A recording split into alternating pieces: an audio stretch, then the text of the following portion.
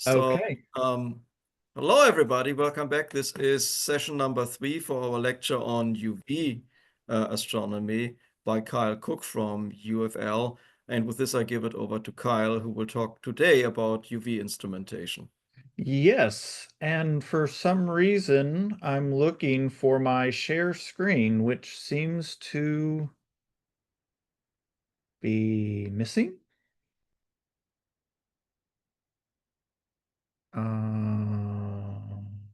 Try now again, because I made you You're co-host now. recording. I am recording. Yeah, And when you go to the three dots where it says more on the yeah, bottom, then there should be a share on the top. I don't have that. Okay, then I make you host. If that doesn't make you host, Okay, let's see. Cook. Caption transcript, captions breakout rooms. No, It's in that's not what you whiteboard. want. There For should be, mine, it's not even under Oh, more. never It's mind, just never a mind. Yeah, yeah, separate yeah, I button. see it. It wasn't you there a see second it? ago, I Okay. swear. Okay. Now we have a screen. Or no, wait. Now we should have a screen. Now we can see it. Okay, You're that good. makes so much more sense. Cool. So now that I know how to use Zoom, apparently, I think we can get started. All right. So welcome back. Obviously, week 3 of this, so we will be 3/4 of the way done afterwards. And hopefully, kind of learn a little bit about what's going on UV wise. This week we move into instrumentation. Um, so on the first week, I kind of presented a few different thoughts, right? So, week 2 last week was really around kind of answering the question, is there interest and science to be done in the UV? I really hope I convinced you that there is. This week is trying to answer the question of are we technologically ready to do this, or have we capped out what we can do with our instrumentation? So I hope by the end of this, I convince you that there are significant hurdles to doing UV astronomy, but that we are actively pursuing them, and actually that it's ramping up quite a bit in the last maybe decade or so. Right. I think instrumentation is one of those great things that at least some astronomers find themselves saying, I don't really need to know how the thing works, just give me my data and move on. So I think there's different levels of knowledge. So to try and make sure we're all starting from the same point, I want to stop and do what is our start and do what is either going to be a review or maybe an introduction to how CCDs work. Where CCD is a charge coupled device. And if you think an astronomical detector, there's a good chance a CCD is kind of what you have in mind. As we'll see, there are other ways to detect photons, but this is kind of, I guess, the big one and what people tend to think about. So to talk about a CCD, which is really just this really cool combination of semiconductors, first, I want to mention what doping is, because that term will come up a few times. So if you take basically just pure silicon, all bonded together with the covalent bonds, and instead kind of replace one of those silicon atoms with something else on a neighboring row on the periodic table, you can do a p-type semiconductor, where in this case you replace it with something like boron, which is going to have one less electron. All of a sudden you've got a nice little hole here. Or an n-type semiconductor where you go the other way on the periodic table, put in something like antimony, and then you have a nice extra electron floating around. Um, it is worth noting now and early that these are each still electrically neutral, right? Because yes, in this case, we've removed an electron by putting in boron. We've also removed a proton from that. So we've kind of kept the neutrality of these things, and that actually matters in a moment. So both of these are still electrically neutral, but if you take them and just kind of sandwich your n-type and your p-type together here, something really interesting happens. So this n-type carries what I'm going to call extra electrons, but remember, it's still neutral. It's just extra over if we hadn't doped it with the boron. And the p type's going to have extra holes, which aren't physical particles, obviously, but you can kind of think of them as like this little positive hole there. And when you put them together, those extra electrons like to try and fill in those suddenly available extra holes. And you get what we call this depletion region. And we say it's a depleted region because all of a sudden you are depleted of those carrier charges or those extra electrons in those extra holes. So they kind of come together, fill in, and they're nice and happy. But what that does, and the reason I wanted to point out that these are electrically neutral, sorry, not what I wanted to do,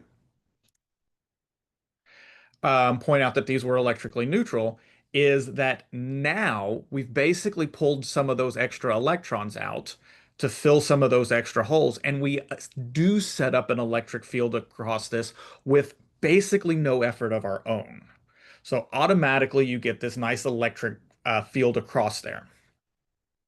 Um, One other thing to point out up here is up at the top, we have these electrodes, and all they're doing is setting up a potential well in there. So just a high potential area where if we do end up with an extra charge, it can't really escape.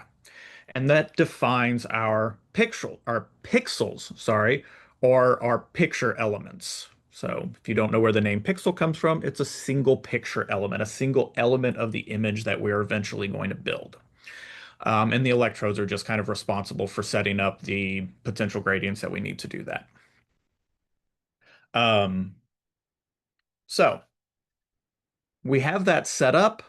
Nice little photon comes in, strikes our silicon, and by the photoelectric effect, it's going to kick off one of those electrons out of that hole. And because we have an electric field across here, and now we have separate charges, the electron and the proton, or sorry, the electron and the positive hole separate out. They separate different directions. And that electron can get trapped into that potential well and stored there. Um, then we can eventually read that out to a computer. A computer basically counts every single pixel and tells us how many electrons are there. If you have looked at a basic, introduction to CCDs, I may be going a little bit more into detail than you have seen. And the only reason I am doing that is because these things will actually matter as we talk about why UV is hard. So long story short, main point, photon comes in, frees off an electron, which then can be stored in the potential well. All right. There are major points, major caveats that go along with this, though. Photons need enough energy to actually kick an electron off. If you've studied photoelectric effect, you know there is a minimum energy the photon must have to actually free an electron. And then, quite counterintuitively, I think, the lower energy photons will actually penetrate farther into the detector. So higher energy photons, read this as UV, don't penetrate very far. And then just, of course, this is a little model picture here. There are far more types of CCDs. There are lots of different ways to build this. You can go Google around and find something that looks quite different than what I'm showing you here. It's not a lie, there's just different designs. So talking about the penetration of different wavelengths, we have a value that we call the absorption coefficient. And the absorption coefficient is really a property of the material, a property of the semiconductor, and it's proportional to 1 over the wavelength. The absorption depth is proportional to 1 over the absorption coefficient. All that to say your depth is proportional to your wavelength. So the longer your wavelength, the more you can penetrate. So just kind of the mathematical point that, or the mathematical version of the point I made there. The materials you use are actually quite important. And silicon is really, really nice because silicon has a low enough energy gap, or a band gap, we say, that infrared photons are capable of kicking that electron off. So you can use silicon all the way down into the infrared. The problem becomes that you get a range of about 300 to 1100 nanometers. And the reason for this 300 nanometer cutoff is the UV is a high enough wavelength that it never penetrates far enough down to get into this depletion region. So the UV might come in and stop within the first few nanometers of this layer, where what happens is the electron gets kicked off and then basically immediately recombines with its hole that it came out of. Um, or yeah, yeah, the sorry. Um, the electron gets kicked off, immediately recombines. It never quite gets separated out, and it never gets trapped in that potential well. So it does absorb, but we never get to count that photon. So it basically doesn't count for us. And that's kind of the problem with silicon. So then the question starts to be, well, what do we do about that? One answer, if you're Galax, is don't do that at all. So another type of way of counting photons is using something called a multi-channel plate. And if you're familiar with the idea of a photomultiplier tube, that's basically what this is, except instead of a single tube, you have a series of these tubes lined up together. So you have a photon comes in, strikes the input, and you get an electron off, which then bounces down here, and on each bounce liberates more and more and more and more electrons, and essentially amplifies the signal that you're getting. So one photon all of a sudden turns into something on the order of like a million electrons. So you get this absolute shower, this bombardment of electrons at the end on a phosphor screen. The problem with this kind of becomes now you're not detecting the location of a particle, you're detecting many locations of a shower of particles. And you have to do this onboard calculation of where's the center, how big are my wings, and everything. So you don't worry about the silicon and you're still generating the electrons, but you get these huge trade-offs, including a lower spatial resolution. So this is when you look at Galax, if you look at like a all sky image of Galax, it's, let's just say, very chunky. And a lot of that is, from the methods used here. Swift, the UV optical telescope, UVOT, sorry, having trouble speaking today, does something similar but quite different. It actually takes the multi-channel plates and combines it with a CCD. And this is quite clever because what it actually is doing is it takes an incoming UV photon, turns it into an electron, amplifies that electron through not just one, not just two, but three multi-channel plates, get this massive cloud of electrons that then come hit this phosphor screen. And when those electrons strike, they emit like a greenish yellow flash. So what this does, and what's kind of brilliant about this, is it turns this UV photon that silicon's not very good at detecting into a visible photon that the CCD is actually really, really good at detecting. So it's kind of a brilliant, elegant solution. It's worth noting that there are other ways to do this that may seem simpler. So, for instance, you can simply coat your front end of your CCD with a material that will do the exact same thing. UV hits it and it emits a green flash. There's a material called Lumagen, I think, that does this. The problem with Lumigen is once you put it into space, it actually evaporates off your CCD pretty quickly. So great. Kind of the great cosmic joke. Hey, you have a solution, but I'm just gonna make it not work anyways.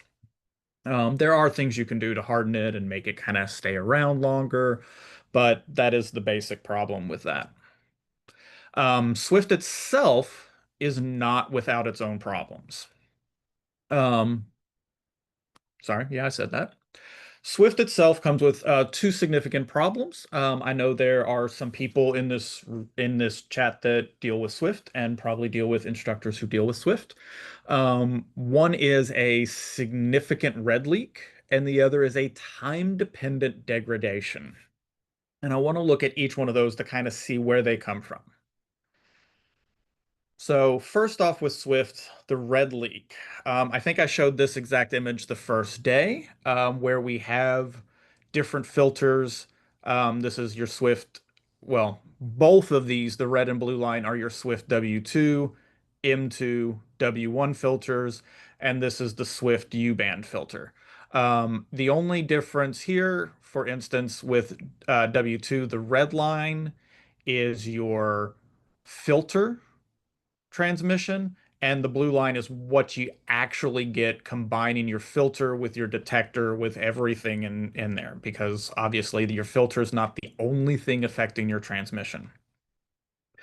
Um, so what you see is actually, let's start with the U band. You see a pretty nice sharp increase, maybe a little jagged at the top. That's pretty normal, and then a quick fall off. You look at Swift, and again, let's look at W2. Yeah, you got a pretty rapid rise. It's not as rapid as this, but then you get this massive tail all the way down into the red. And this creates a problem for us. It's present in all three of these. W or M2 is not quite as bad. But it creates a massive problem because we're trying to measure light kind of here, but now this light is being contaminated by much, much redder light. And the short answer to this is obviously it's the filters. Um, but we use what's called interference filters. So say you take something that's going to transmit all your layers, all your wavelengths that you want, plus a bunch that you don't want. So what if we put, just a thin film on top of that filter that say cuts out things blueward of what we want? And then what if we put another one that cuts out things redward of what we want? That would be perfect if we had materials that had perfect cutoffs and everything else. These interference filters actually become kind of like a series of thin films trying to cut out the wavelengths you don't want while preserving the ones that you do. Um, One problem with Swift is it was deliberately decided to be kind of a light, lower cost mission. And at some point, and I was not there for the decision making, at some point it was kind of decided, yeah, it's got a red leak, but you know what? It's good enough. And then I think what happened is once we got it in space, we're like, well, that red leak's a little bit more of a problem than we expected it to be. But um, that's what we have now, so we're not going to go retrieve it and change that. The other part of the problem is actually the detector itself, because this isn't super physical for silicon, but let's say our detector was not sensitive to anything redward of 3,000 angstroms here. Then all of a sudden, this red tail, especially on that W1, gets completely chopped off. It's not there anymore because this detector is not sensitive to that. But UVOT is the UV optical telescope. So you additionally have more filters through here filling in the optical range.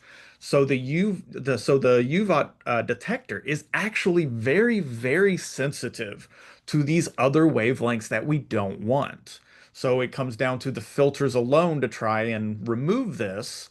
Um, but it is a tough problem because again, you're trying to find materials that let what you want through, but remove what you don't want. And sometimes maybe the perfect material is not available, and that's where you get into kind of layering things. This, I think I mentioned I had on the previous slide, it can be calibrated. So you can do a calibration and say, okay, I can account for that, and I know this much of my signal should be coming from the red and try and make adjustments to that. The other problem is the time dependent degradation. So that overall throughput decreases with time, and it decreases more heavily in the UV filters. The problem here is actually that you have a lot of materials on board these telescopes like Swift, and organic materials in particular like to outgas in space. So your carbons, your hydrocarbons, and things like that, maybe in the paint or in the plastics that are in these missions, actually kind of boil off. And then they tend to settle on top of things like your sensors or your detectors. And that is particularly harmful to the UV because the UV actually gets absorbed by that very, very well. And it actually makes it worse because it kind of takes just these layers on top and hits them and kind of turns it into more of a thicker polymer that's even further an issue. Um, we know about this. We can fix this. Hubble does this. Swift cannot do this. So Hubble does decontamination cycles. And it does them, I think I saw on the order of like every 4 days, where basically it takes a few hours and it has onboard heaters and it just heats everything up. So all that accumulation on your detector just kind of gets heated and escapes out into space, and we don't have to worry about it. Swift, again, was designed to be compact and lightweight. Putting on things like the heaters and stuff wasn't on the table. So you can kind of see what happens here if you take how many counts you're getting over time. Definitely a massive decrease here in the W1 filter, but as you go even bluer, you get an even further decrease. One nice thing, you can actually even start to see it here. The most recent kind of data is, yeah, it's leveling off, which is good. But you can kind of see that in here as well. So these are two ways in which on an existing mission, UV is hard. So we can adjust for it. We can do things about it, but they are absolutely things you have to take into account that you don't have to worry about as much in other wavelengths. All right. So how can we fix some of these problems? Um, the first idea is make silicon work for us. So I mentioned lots of different CCD designs. So what I showed originally was what we would call a front illuminated CCD, where you've got incoming light that has to make it through your electrode gates down into the surface. You also have back illuminated CCDs, where your gates, your photo, your yeah, sorry, your I literally just said the word and it's gone. Your electrodes, there we go. Your electrodes are on the back end, so the light doesn't have to bother passing through them. And then what you do is you thin that backside as much as you can. And basically, if you think back to the first figure I showed, you're getting the surface closer and closer and closer to that depletion region, so that when you have something like UV light come in, even if it gets absorbed in the first few nanometers, it's close enough to that depletion region that it's still, that electron still gets captured. So back illuminated CCDs kind of have become a big thing to do in UV detections. Another thing is UV coatings. I apologize. I found this on the manufacturer's website, and it's a German company. Go figure, Germans doing engineering. But basically, what we have is the quantum efficiency, which is a term surprisingly I haven't used at this point, I don't think. But the quantum efficiency is just if it's 100%, then every single photon that strikes will generate an electron that you can capture. Um, and then obviously zero is none of your photons. So You have your quantum efficiency versus wavelength, and then the blue line is for a coated CCD versus a uncoated CCD. And what you see is uncoated, basically no UV coverage. You can choose good materials that will help either transmit the UV or do something like with the Lumigen. And then all of a sudden you have some throughput, some quantum efficiency at your UV wavelengths. But again, kind of as I pointed in week one, you notice that significant drop there. Um, Another thing that we do is what's called delta doping, because what we basically get, we have our slab of silicon, and it's this continuous, you can kind of envision it at least as this continuous sheet of silicon. But at some point in the real world, it's not continuous, it's not infinite. We have to cut it. And what that does is creates all these dangling bonds.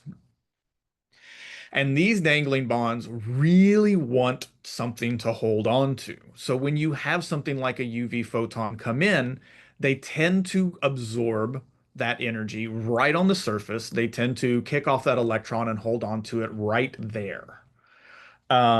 So what we do is something called delta doping, which is where we take basically a single layer of, in this case, boron, and put it on the backside of that detector so that all these dangling bonds are picked up and held. And this was done at JPL in the 90s. And this is from that initial JPL paper. By the way, if you ever get to meet Cholet, she's one of my favorite human beings, but she's great.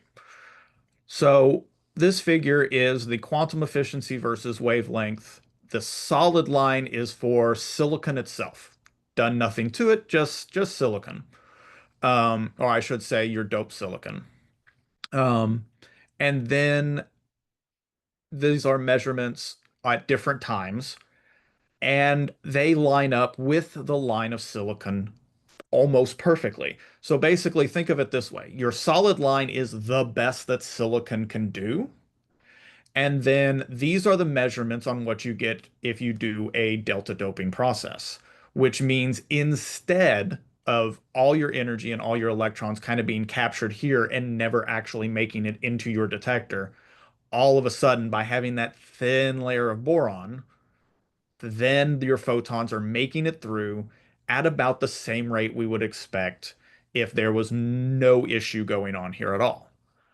And it's, pretty stable over time. So here they did it at 692 and or let's say June 92 and October 93. There's not much change. So their conclusion from this paper was there's 100% internal quantum efficiency. I know this is not 100%, right? We're not a straight line up here. But within the ability of what silicon is capable to do, then we get 100%. We're not losing anything. Basically, our data points aren't down here. So then the question that I would want to put is, where's the missing percentages here? We get at best maybe around 60%. Where's the remaining 40% quantum efficiency going? And one of the large issues becomes reflections. So you have photons coming in, hitting your detector. How many of those photons are even going in? How many are instead just being reflected right back out into space?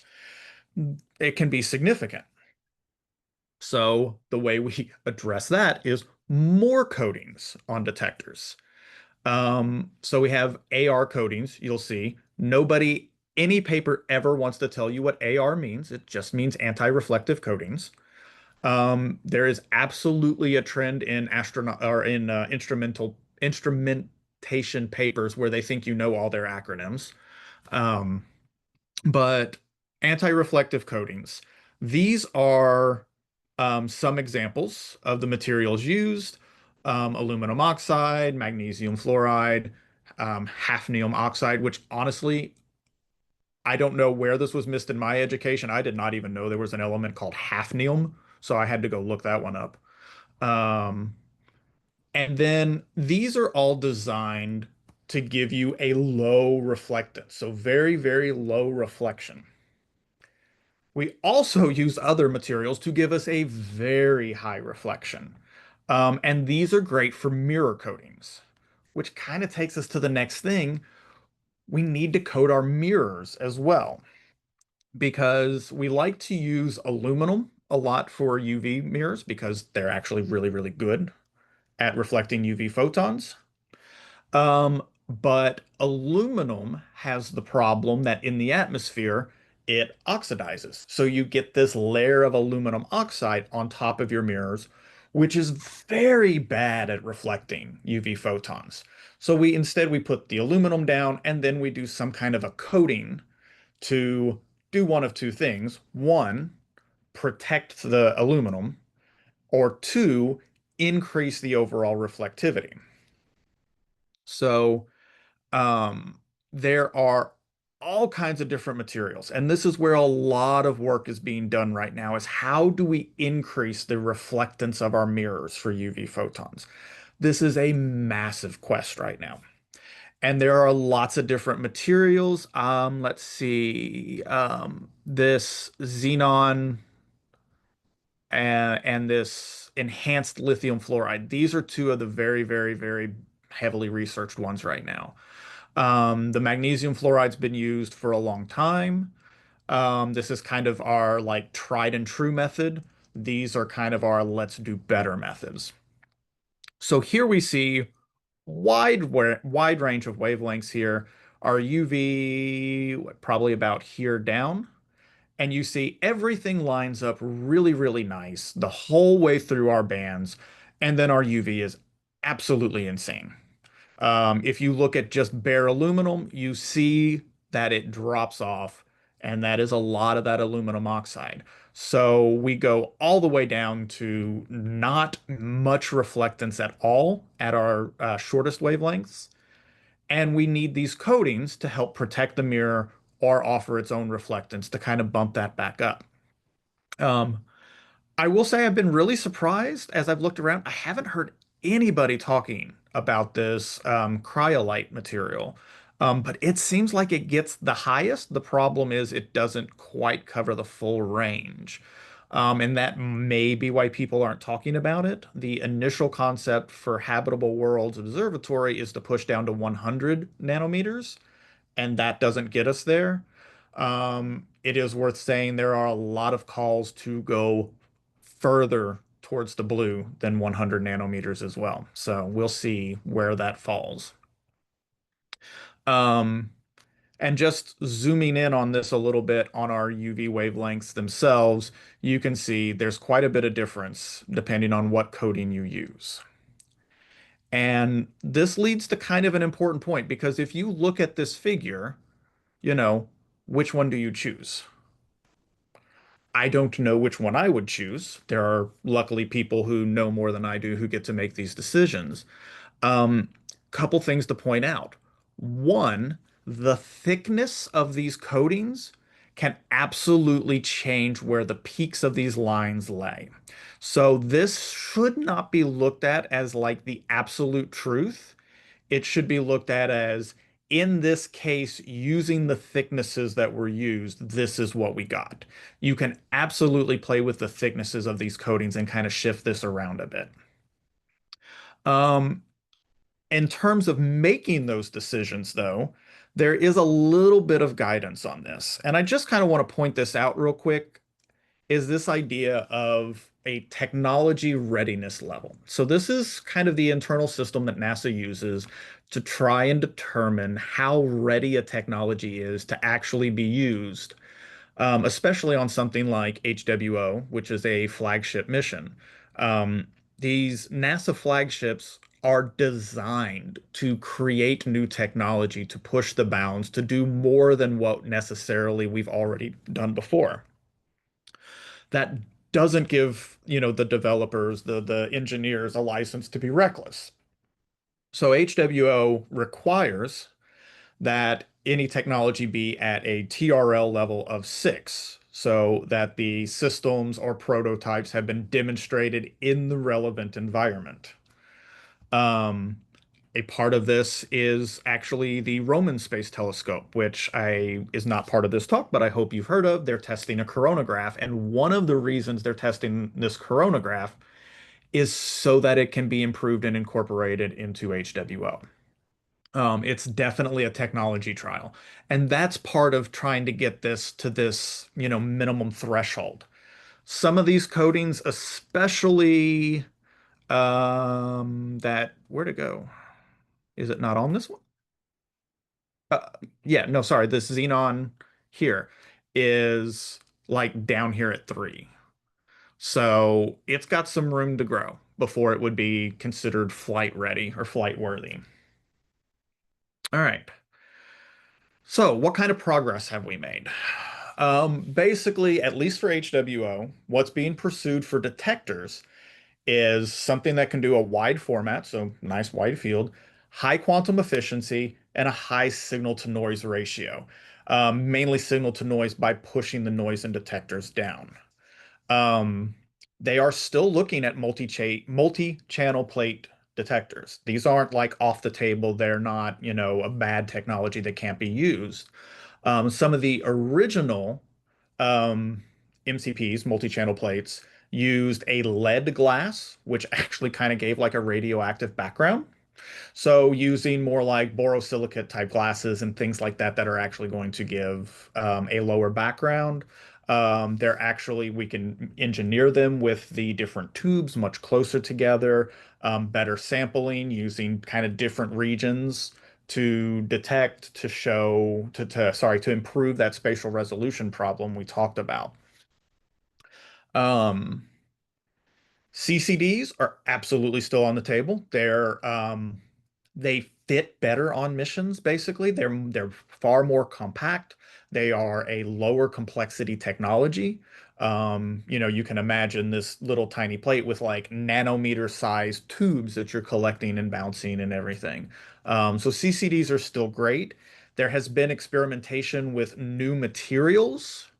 The problem with those a lot of times become you need some material, natural material to build your CCD on, and especially the gallium nitride doesn't really have that, so it becomes very kind of flimsy and unsafe. Um, CMOS detectors have been traditionally used in much higher light environments. So not astronomy, ground-based, I take a picture with my phone in the room. And they're good for that. They've always been pretty high noise, which is why they haven't found their way into astronomical detectors. However, that noise issue is being improved enough that they are actually becoming viable options for astronomical use.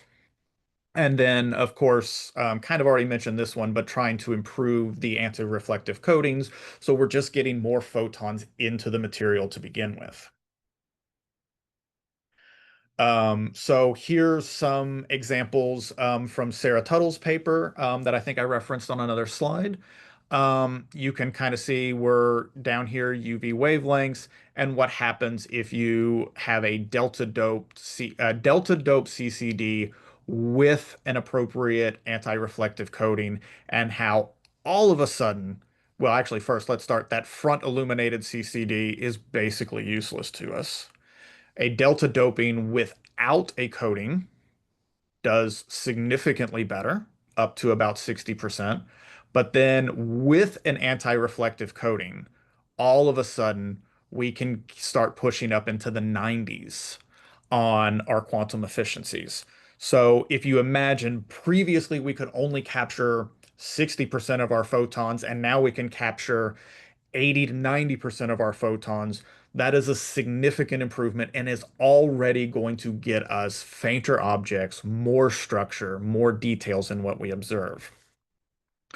And this is just kind of a look at the anti-reflective coatings themselves and what we get improvement-wise over previous missions.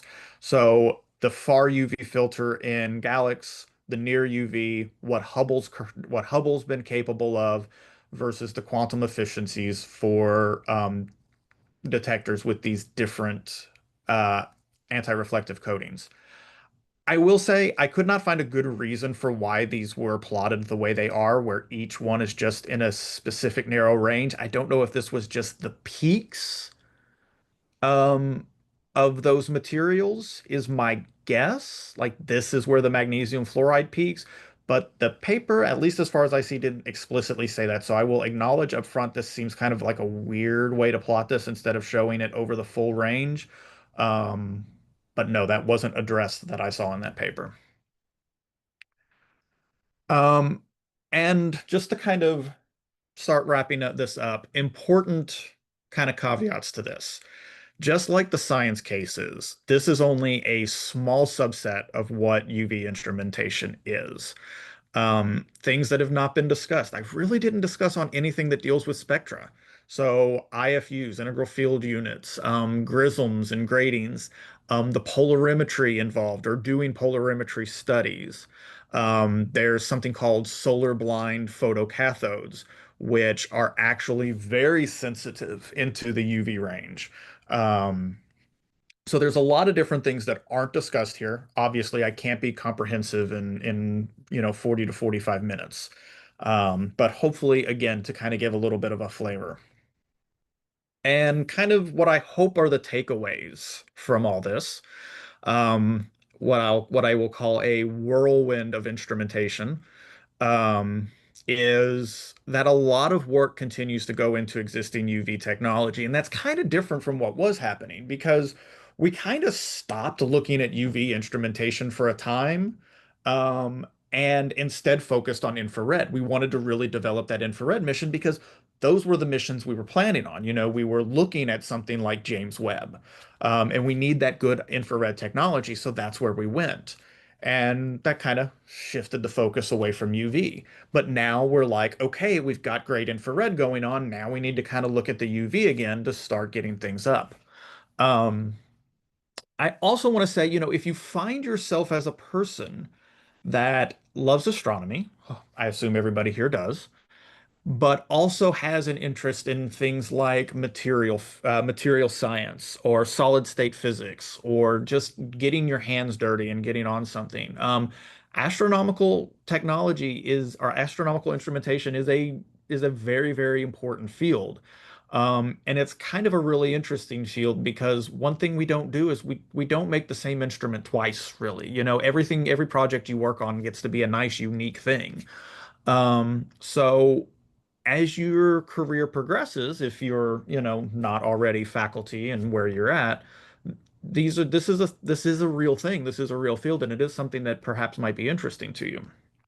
Um, but that's where I will kind of leave that off and move into questions. And I hope most of that made sense. It's always hard. They are a lot of concepts and a lot of things going on, and it's trying to give an overview without, completely hitting you over the head with the physics of it. Thank you, Kyle. Very good overview. Um, what surprised me were really the coatings, how important the coatings are, and that they are not, some of the coatings are not sustainable in space. Yeah, So, I thought always, you put a coat on there, you're good to go, but it evaporates. Okay. Yeah, because you don't have pressure anymore, right? Because right. that's why you get outgassing to begin with. Very interesting. Yeah, Any so questions for Kyle?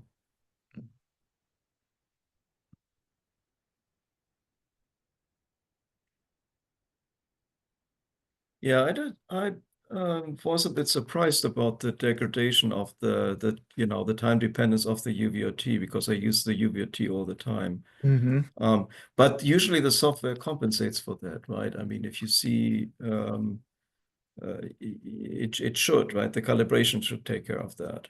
If I yeah, compare so kind previous of observations, right, like that. yeah, so they fold this into the data reduction pipelines and everything else, but they're one thing I actually thought was really really kind of fun as I looked through is it's you kind of get these regular updates Hmm. on, the status of that degradation. And it was just kind of nice to see the continuity. It's like the first one is, Alice Breville, and then the most recent Hmm. one is same person. And it's like, she's made a career on this instrument. Right. Um, Uh-huh. And it's, I know that's kind of a side point, but if anything, it goes towards the, yeah, there are careers in the instrumentation and the calibration and Hmm. understanding how these instruments work. Yeah, and the other thing you said was also very important, and that is the instrumentation itself, right? If you don't just want to become an observer or just an astronomer, you want to look into instrumentation as well, because you are also absolutely right. You never build anything that is on the shelf. Right. Everything is specialized for something, which makes this field interesting. I mean, if you go into instrumentation. Yeah, there was a brief time when I was at Texas A&M and M and I actually worked in an instrumentation lab. Hmm. And one of the things that we were doing is we were part of the team building the virus spectrograph that for the Hobby Eberly Heavily telescope. telescope, yeah. Yeah, Uh-huh. in Texas. And it was funny to watch all these people that have designed astronomical instrumentation their entire career. All of a sudden, they're like, we have to build the same thing like 200 times. We don't know how to do that. Hmm. We don't, and that was the thing is it's how do we go from what we always do to building a one of a kind instrument to now we need to build 200 of thing that are exactly the same. And that was kind of like the breakdown. And they're like, you know, I mean, the giants in the field that are just like, we don't know how to do this. That's interesting. Okay. Any other comments for Kyle? Questions? Okay, then next week, same time, you will talk about the future of UV astronomy, including Yes. UVEX and habitable worlds, I guess. Yep, that'll be the plan. Just to kind of give a quick preview on that, I will be talking, yes, about UVEX, HWO for sure. I hope to be able to dig some more information up on AstroSat 2, though that project is hard to squeeze any information out of. I can't find Hmm. Yeah, much anything on it. And also just kind of go through, the process on how you put something like this together. yeah. How do you build a habitable worlds observatory? Not necessarily, nuts and bolts, but how do you decide what happens and what needs to go on? So Okay. Well, thank you very much again. I will see you then next week again. And see you I all don't then. know if Thank you very I much. can stop this now because you are the host now, so Oh, maybe okay. you have to stop it. Let's stop share. See, I can press the button here and see what happens. Um,